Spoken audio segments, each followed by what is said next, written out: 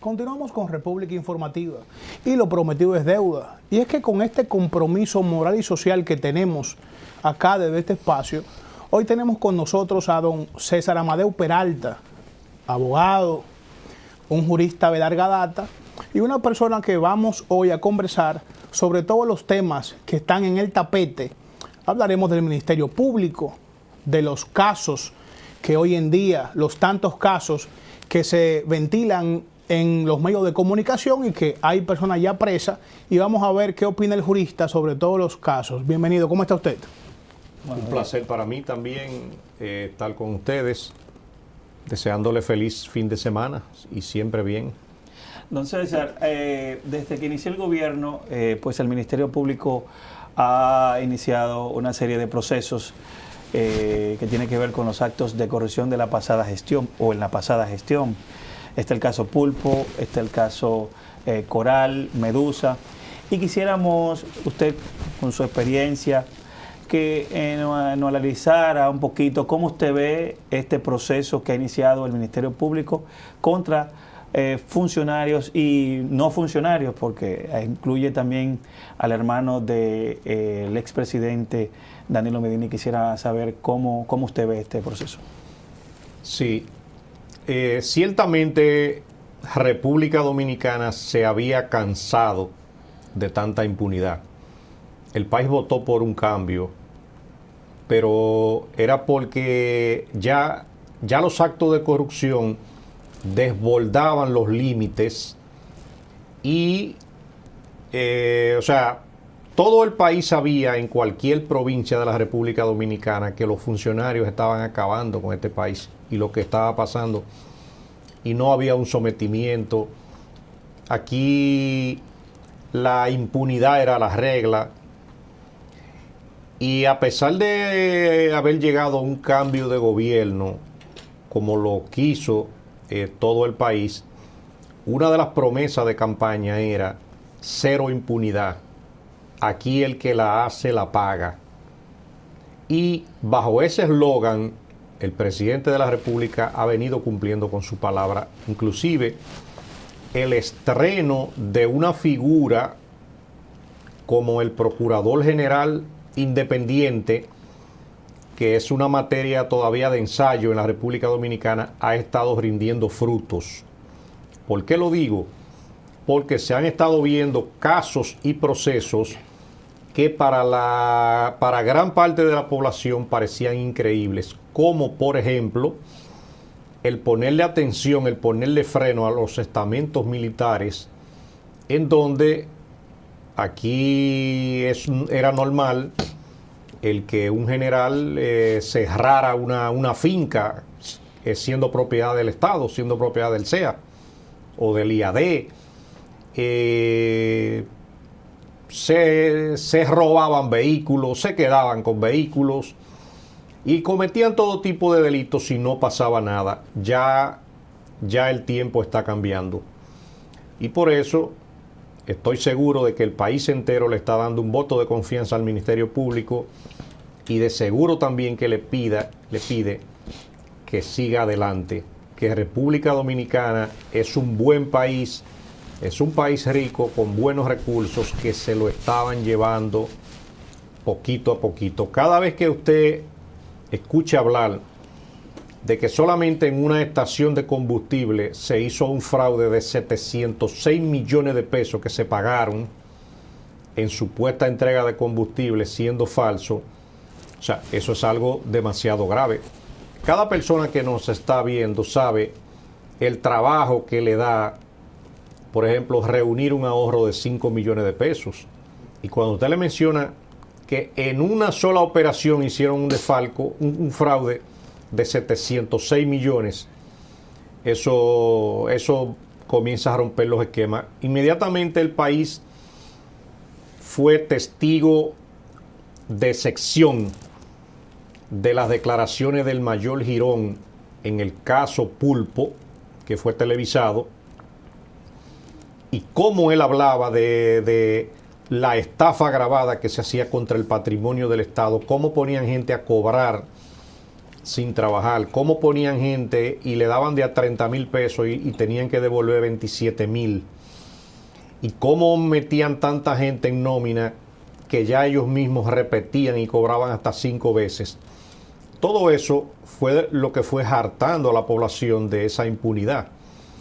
Y yo siempre pongo el ejemplo, todo el que tenga un pequeño comercio y tenga una vida económica, recibe la rigurosidad del pago de impuestos de manera obligatoria. El que tiene una oficina aquí de manera obligatoria tiene que pagar la tesorería de la Seguridad Social, tiene que pagar el Infotec, tiene que pagar impuestos a la DGI. De todo lo que usted consuma, impuestos inclusive excesivos en el combustible, ahora mismo hay que sacar los malvetes. Entonces, ¿qué sucede? ¿Por qué le pongo el ejemplo? De esos impuestos de los cuales yo me sacrifico, simplemente usted ve cómo muchas personas, sea en el CESTUR, sea en el cuerpo de ayudantes y en muchas instituciones, estaban acabando con este país.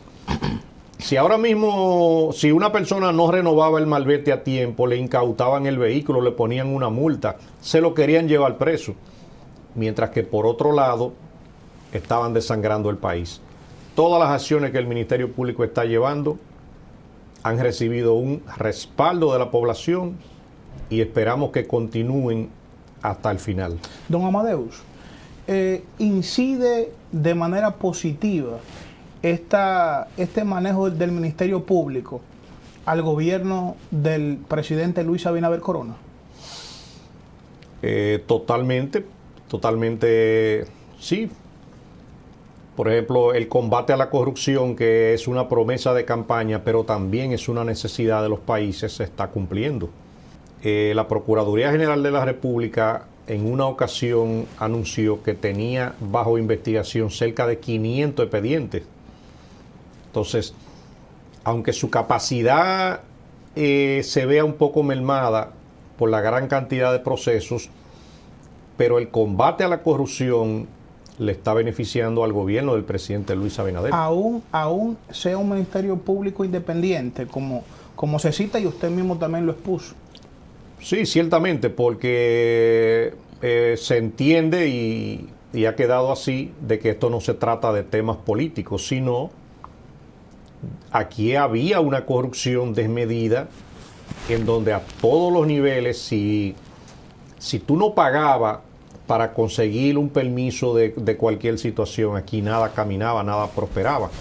Entonces, los propios funcionarios actuales se están midiendo y se mantienen atentos, inclusive a no dejarse permear por la corrupción, porque saben que el propio presidente de la República ya le dijo: yo podré tener amigos, pero no tengo cómplices.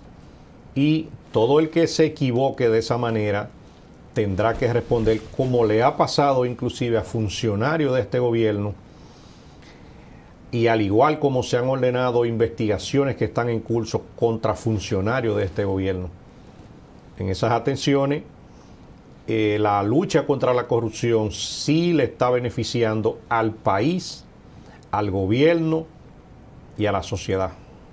Don César, hay un caso que me llama poderosamente la atención, y es que por primera vez se ven militares de alto rango pues involucrados en estos casos, y el Ministerio Público ha hablado de algunas propiedades que están a nombre de ellos y de algunos utilizando como testaferrato, en el testaferrato.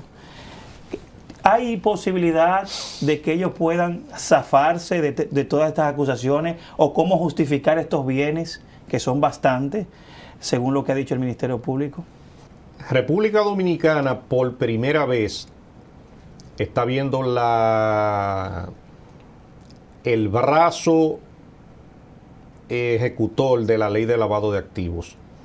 Y aunque es una ley del año 2017, el tema, por ejemplo, de muchas figuras jurídicas que no tiene el Código Penal y por la cual están siendo procesados muchas personas, están vinculadas en algunos casos al prestanombre, en otros casos al testaferrato, cuya pena inclusive pueden andar vinculada de 3 a 10 años de prisión para personas que prestan sus datos personales para amparar un bien del cual no son reales propietarios, sino que están ocultando el verdadero origen, pero eso lo permite la ley de lavado de activos. Esa ley es tan profunda, tan rigurosa, que yo siempre le he exhortado a muchas personas que la descarguen de Google y que la lean y que se la aprendan, porque ahí todo el que asesore, asista, ayude, incite, colabore con una persona que se está dedicando a lavar dinero producto de una actividad ilícita que puede ser de corrupción, de narcotráfico y de las otras figuras que prevé la capítulo 11 de esa ley, podrá ser sometido a la justicia. Y la ley inclusive de lavado de activos, si se aplica adecuadamente, yo le voy a decir inclusive algunos tics donde hay personas que quedan entrampados en la ley de lavado de activos de manera inmediata. Una persona que ponen un vehículo del año a su nombre, o sea, es fácil de detectar el que usted no tiene capacidad para comprar ese vehículo. Y cosas sencillas, a veces hasta viéndole la cara, hasta en la foto de la cédula, se puede detectar que una persona no tiene capacidad económica, por ejemplo, para comprar una Toyota Lexus del año. Oiga lo que le estoy diciendo, en el feeling de la foto de la cédula. Pero inmediatamente usted se va al banco y analiza su perfil financiero, ve también que el perfil es cero, es escaso.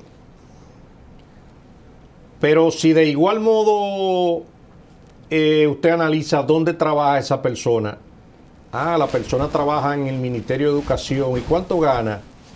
16,000 pesos, pero en una Lexus 2021, 2022, o sea, son muchas cosas que lo tiene de herramienta el Ministerio Público para inmediatamente determinar que una persona no es propietaria de un bien. Recuérdense que yo conozco casos, mejor dicho, de trabajadoras domésticas que personas vinculadas a esas actividades han puesto apartamentos, fincas, vehículos. Y ahí está el ejemplo. Inmediatamente usted consulta, ve dónde esa persona tiene cuenta bancaria. Ni siquiera una cuenta bancaria tiene, pero tiene una casa tiene una villa en Casa de Campo, por decirte. Entonces, esa persona desde que la llaman, es la primera que dice, yo no sé de qué usted me está hablando. Sí, pero usted tiene una villa en la terrena, en Casa de Campo. No, eso es de fulano. Ahí mismo está presa y ahí mismo tiene que entregarla. Bueno, hoy, domingo de Navidad, conversamos con el doctor Amadeo Peralta. Vamos a una pausa y continuamos con el interesante contenido acá en República Informativa.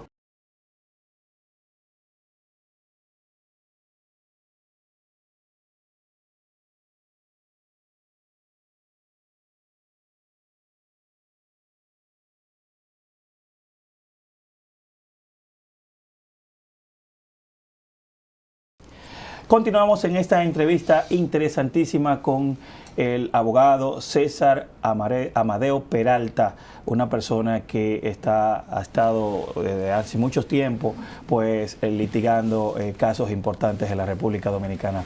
Don César, el caso Medusa, cuyo principal imputado es el procurador, primera vez, no recuerdo que un procurador haya sido pues encausado pues con una medida de coerción sobre casos de corrupción.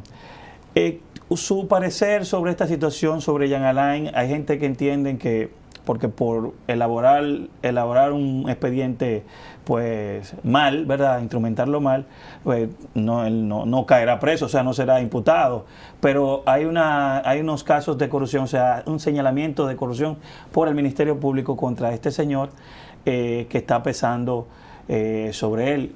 ¿Qué usted piensa, usted como ducho en la materia? ¿Qué me puede decir? Yo estuve analizando al inicio la medida de coerción contra el procurador cuando la presentó el Ministerio Público, y le comenté a muchas personas que él se encontraba en una situación procesal difícil, según las imputaciones que el Ministerio Público hace, porque ahí se habla primero de un pago de 20 millones de pesos a una persona para la realización de unos cursos que esa persona admite que no se dieron, mas sin embargo recibió 20 millones de pesos.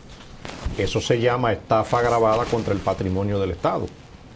Ahí hay coalición de funcionarios, ahí hay asociación de malhechores, ahí hay lavado de activos provenientes de infracciones graves. Entonces, siempre que haya voluntad de procesar un caso, el Ministerio Público va a tener elementos suficientes, precisos y concordantes para ser beneficiado con una medida de coerción. Cuando te hablo también de una casa que se encuentra incautada por el Ministerio Público y que le fue cedida a una persona, y esa persona, el actual Ministerio Público establece que esa persona le hizo una reparación a la casa de 36 millones y le requirió a la Procuraduría el pago y se lo pagaron, eso también es un hecho grave. El que recibe o alquila una casa, un bien incautado del Ministerio Público, en ninguna fase del proceso se establece que la va a reparar y que el Estado le va a pagar el dinero de la reparación para que usted la disfrute. Entonces, ahí se siguieron sumando diferentes situaciones, entre ellas a los otros que lo acompañan en ese proceso, como es de hackeo a las redes informáticas de la Procuraduría. Eso es un delito muy grave. El tráfico, la sustracción y el robo de información confidencial y privilegiada del Estado que se realizaba a través de una interceptación remota de los sistemas informáticos de la Procuraduría, sigue siendo un hecho grave, castigada también por el propio código, pero básicamente la ley de lavado de activos. Entonces, en ese cóctel de infracciones, el Procurador General de la República está en una situación difícil. Ustedes vieron que una jueza analizó la cintila probatoria y vieron también la medida de coerción que le impuso. Aparte de que por ahí vienen de camino posiblemente otros procesos vinculados a lo que ahí estaba pasando. Don César, ¿qué le espera a la República Dominicana luego de este Ministerio Público Independiente, pero que la juventud y el ciudadano común analiza que, si bien es cierto que existe hoy en día un Ministerio Público Independiente con personas no vinculadas a la política, pero vemos que en lo que tiene que ver con la Suprema Corte de Justicia, los jueces, no sé en qué tiempo se vence el mandato del mayor juez. No manejo al dedillo este tema, don Henry Molina. ¿Cuándo se vence este proceso? Y si usted, con su experiencia, ducha en la materia jurista, ¿piensa el presidente Luis Abinader también ahí implementar, desligarse ese superior órgano que aplica justicia en la República Dominicana? Ciertamente a los jueces, comenzando con la Suprema Corte de Justicia, si mal no recuerdo, le quedan como 4 o 5 años en su elección, pero el presidente de la República ha prometido una modificación constitucional que regule el nombramiento de los jueces, que regule también la figura del Ministerio Público Independiente y que garantice una eficiencia y una transparencia de la justicia en su accionar. Es algo, vamos a decir, público lo que ha estado pasando, el que el sistema de justicia se politizó,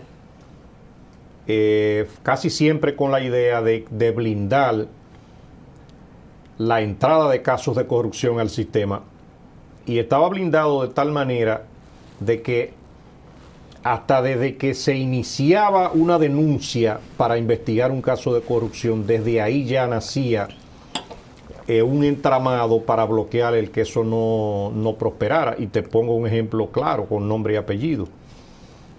En la administración pasada, ¿qué hacía la Dirección Nacional de Ética Gubernamental? O sea, ahí solamente cobraban. De ahí no salió un expediente de la Dirección de Ética Gubernamental. Pero ¿qué función estaba haciendo el Departamento de Prevención de la Corrupción? Tampoco se había convertido en un archivo de expedientes y de procesos. Entonces, muchos miembros del Ministerio Público archivaban esos casos solamente comenzando en fase de investigación. Si tal vez podían llegar a primera instancia, también había quien los estuviera esperando también para archivarlo, y así la idea era que eso no prosperara en ninguna etapa. Tenemos una buena esperanza, tenemos un buen inicio, con el estreno de ese Ministerio Público Independiente haciendo el trabajo que tiene que hacer, y con la remoción de jueces que tengan vinculación política, todo esto puede ir cambiando. Nosotros tenemos sistemas penales comparativos, el de otros países, en donde la figura del Ministerio Público Independiente y la de los jueces independientes funciona a la perfección. Y se han visto casos fuera de aquí que gobiernos han salido del palacio y han salido para el Palacio de Justicia, al banquillo de los acusados, pero eso solamente lo permite una verdadera justicia independiente, en donde a quien designen miembro del Ministerio Público no tenga ninguna vinculación ni obligación política, y que tenga inclusive independencia económica y presupuestaria para no depender del Poder Ejecutivo. Ese es el primer ensayo, y ojalá que sigamos adelante. Don César, no, entonces quiere decir que la Suprema Corte de Justicia en este momento no es independiente. Hay muchos jueces de mucha valía, pero tú mismo me acabas de mencionar el propio presidente de la Suprema Corte de Justicia. Las mismas fotografías no lo han ayudado, en donde trabajaba de manera activa en el Partido de la Liberación Dominicana, en donde militaba, en donde era jefe de campaña de la provincia de San Cristóbal. Eso en otros países donde hay una justicia independiente, eso no es posible bajo ninguna condición.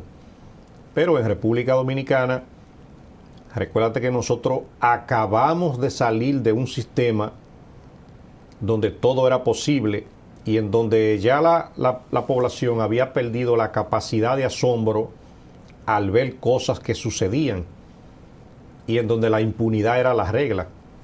Pero todo eso ha ido cambiando, y esperamos que ese avance, ese proceso no se detenga. Don César, yo quiero volver al caso de los militares.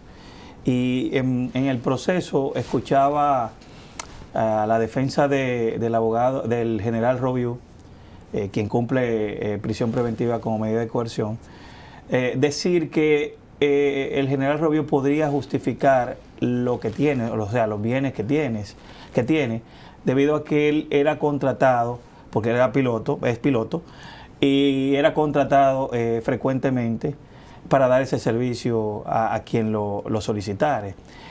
Esa defensa le hace más mal que bien, o más bien que mal, al general Robiu. Mira, cada miembro de la población se ha convertido en un observador como fiscal y como juez. Y cuando ha escuchado declaraciones tremendistas de esa índole, al final de cuentas todo eso le hace más mal al imputado. ¿Qué hizo el Ministerio Público? Inclusive lo dijeron a través de un Twitter. A medida que atacan el Ministerio Público, estableciendo que Robiu no tenía dinero ni siquiera para pagar el préstamo del apartamento, el Ministerio Público tiene que demostrar ser más fiscal a la hora de un ataque de esa índole. Entonces, ¿qué hacen ellos? Te comprobaron con más fe en dónde está el golpe que se le ha dado a las arcas del Estado.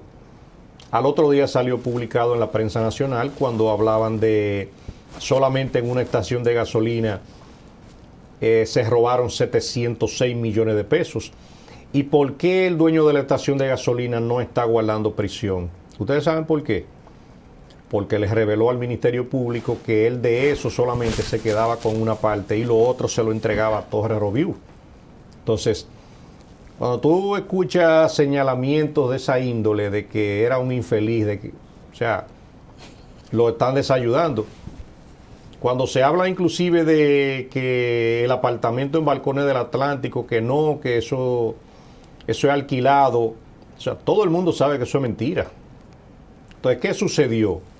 Inmediatamente salió a relucir que el apartamento está a nombre de la pastora Rosy, no me recuerdo, Guzmán. Rosy Guzmán, y que al final de cuentas ella es una testaferra de Torres Roviú. Entonces, hay defensa de abogados que si no la llevan de manera correcta, defender a un imputado no quiere decir que usted tenga que ponerse a hablar mentira e intentar seguir engañando a este país. Los jueces, cuando le presentaron el caso, tomaron una decisión como la que tomaron, es basada en hechos y en pruebas y en bastantes testimonios que dicen que muy lejos de no tener con qué pagar el préstamo de la casa, ahí los cuartos sobraban. Imagínate, el Ministerio Público no está atribuyendo que su esposa pagó por la compra de una lancha algo cercano a los $800,000. No va a tener para pagar un préstamo a lo mejor de un apartamento. Entonces, el simple hecho de que el Ministerio Público se esté beneficiando de muchos encartados que están colaborando con la investigación, todo eso confirma el que los actos de corrupción estaban desbordando los límites en las instituciones militares y en instituciones públicas. Y por eso han decidido válidamente, en vez de ser imputados, han decidido ser testigos a cargo del Ministerio Público para reforzar esos expedientes de corrupción. Ustedes tienen inclusive un caso también novedoso donde la esposa del coronel de ASA está ampliamente colaborando con el Ministerio Público y diciendo cómo sucedían todas esas operaciones. Y el coronel de ASA era prácticamente también la mano derecha del general Torres Roviú. Entonces, en ese sentido, para hablar mentira y comer pescado hay que tener mucho cuidado. Don Amadeus, ¿qué le espera a la República Dominicana luego de que magistralmente usted le explique al país por este medio República Informativa? ¿Qué esperanza tiene el dominicano común, el dominicano de a pie, el trabajador, en medio de una crisis sanitaria y económica, viendo cómo va el país y analizando este tipo de evento que ha pasado antes en América Latina y que los resultados no han sido muy positivos en materia económica y de avance de los países? Usted como jurista, ¿qué análisis y qué consejo le da ahora a fin de año a esos dominicanos que están observando cómo tantos casos de corrupción y sin embargo vemos terceras personas? Porque al final de cuentas, funcionarios de primera línea no se observan que están pasando por el banquillo de los acusados. Pero ¿cuál es el consejo de esperanza que usted le da a los dominicanos como jurista con esa experiencia que tiene y más cuando ha pasado en América Latina y sus resultados no son positivos? Un consejo que le doy es que sigamos ayudando y reforzando la figura del Ministerio Público, que los resultados harán de venir. Hay muchos encartados que vienen por ahí de otros procesos que el país ni siquiera los ha visto ingresar a la sede de la Procuraduría General de la República, pero yo sí le puedo decir que hay varios exfuncionarios que han sido interrogados hasta en 7 ocasiones. Se le ha requerido documentación para que demuestre la ese caudal de capitales que exhiben y que tienen luego de entrar a esas funciones. Entonces, inmediatamente se siga reforzando la figura del Ministerio Público, siga siendo también apoyada económicamente y apoyada por el país, nosotros tendremos resultados que van a abarcar a muchos funcionarios de alto nivel que aún faltan y que todo el mundo sabe que en esas instituciones se cometieron golpes al erario público a todos los niveles. Ya se comenzó, ya solamente hay que seguir. Ya esto no puede parar y de eso continuar así, la República Dominicana podrá avanzar en muchísimas cosas. Hay ejemplos inclusive muy concretos. ¿Cuántas clínicas, hospitales o escuelas se pudieron haber hecho con el dinero que se habla de corrupción? O sea, ¿cuántas carreteras, cuántos puentes, cuánta mejoría a la salud se pudieron haber hecho? Entonces, inmediatamente esa corrupción, el gobierno logre reducirla, porque no creo que la puedan eliminar definitivamente, pero reducirla bastante, va a sobrar dinero para muchas obras de bienestar social. Bueno, interesantísima entrevista con el doctor, abogado César Amadeo Peralta. No hay tiempo para más. A ustedes en estas Navidades, prudencia. Yo sé que es un poquito complicado, el ambiente ya se siente efectivo, pero esperamos que lo esperamos en una entrega más el próximo domingo con República Informativa.